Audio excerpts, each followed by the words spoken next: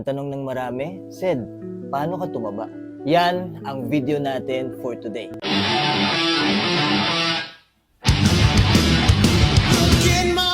Nung mga panahon na payat ako, ginagawa ko noon, hindi ako naka-jacket, leather coat, yung ginagawa kong forma kasi nga para matakpan yung kapayatan ko. Bilang isang Pilipino, ramihan sa atin talaga, si Summer maingay. Summer! Ramihan sa ating mga Pilipino talaga payat. So ako, parte na nabawalan ako ng confidence, inaasar akong Daniel Payato.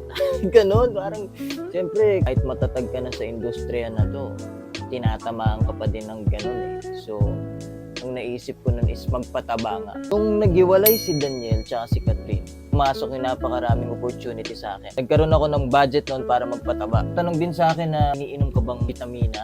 Iniinom ka bang syrup? Gym ka ba? Kumaba ka ng ganyan? Hindi ko ginawa yung mga yun. Ginawa ko lang kumain.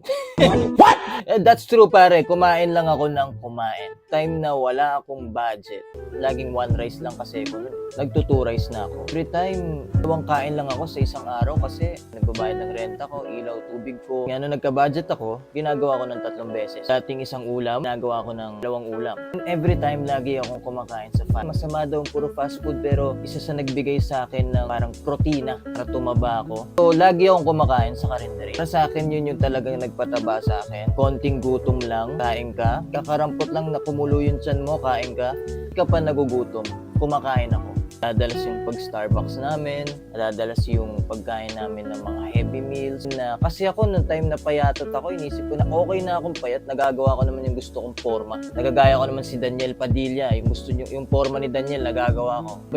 Sobrang malinot. Marami ka palang magagawa, forma kapag tumaba ka. Confident na ako mag-t-shirt, confident na ako mag-sando. Kung gusto niyo tumaba, siguro iwas kayo sa pagpupuyat, sa stress. Kumain ka lang ng marami at tataba ka rin. That's it. Thank you guys.